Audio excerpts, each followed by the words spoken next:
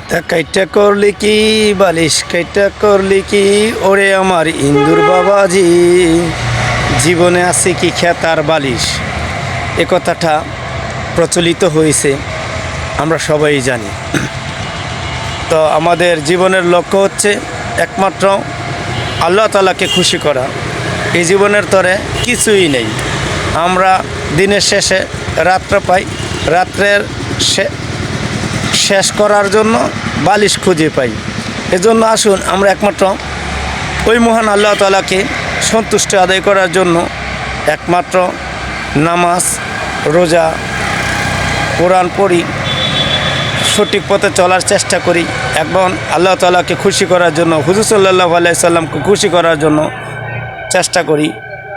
আল্লাহর হুকুম, নবীর সুন্নাত অনুযায়ী চলার চেষ্টা করি। তাহলে আল্লাহ তাআলা আমাদের প্রতি সন্তুষ্ট আদায় হবেন। আল্লাহ তাআলাকে সন্তুষ্ট আদায় করতে পারলে আমাদের সব ইহকালও ভালো হবে, পরকালও ভালো হবে। এজন্য খেতা কাইটা করলো কি, বালিশ কাইটা করলো কি, ওরে আমার ইন্দুর বাবাজি, জীবনে আছে কি খেতা আর বালিশ। এই চিন্তা ছাড়া আর কোনো চিন্তা আছে?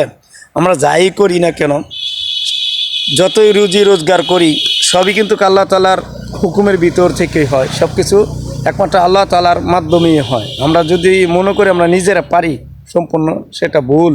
কেননা সব কিছু আল্লাহ তাআলার থেকেই হয়। আমরা তাওয়াক্কুল তো আলাল্লাহ, অর্থাৎ আল্লাহর পক্ষ থেকে সব কিছু হয়, সেটা আমরা মানতেই হবে আমাদের। আল্লাহ ছাড়া কোনো কিছুই নাই, সব কিছু আল্লাহ থেকে হয়। কোনো কিছু থেকে কোনো কিছু হয় না, সব কিছু আল্লাহ তাআলার পক্ষ থেকে হয়। সেটা আমাদের মেনে তারপরে চলতে হবে। আসুন আমরা আল্লাহ তাআলাকে রাজি খুশি করার জন্য চেষ্টা করি, আল্লাহর হুকুমকে আদায় করার জন্য আমাদের নিজের জীবনকে উৎসর্গ করি হলো আমরা আল্লাহর হুকুম মানি, নবীর সুন্নত অনুযায়ী চলার চেষ্টা করি। আল্লাহ যেন আমাদেরকে কবুল করেন, আমিন।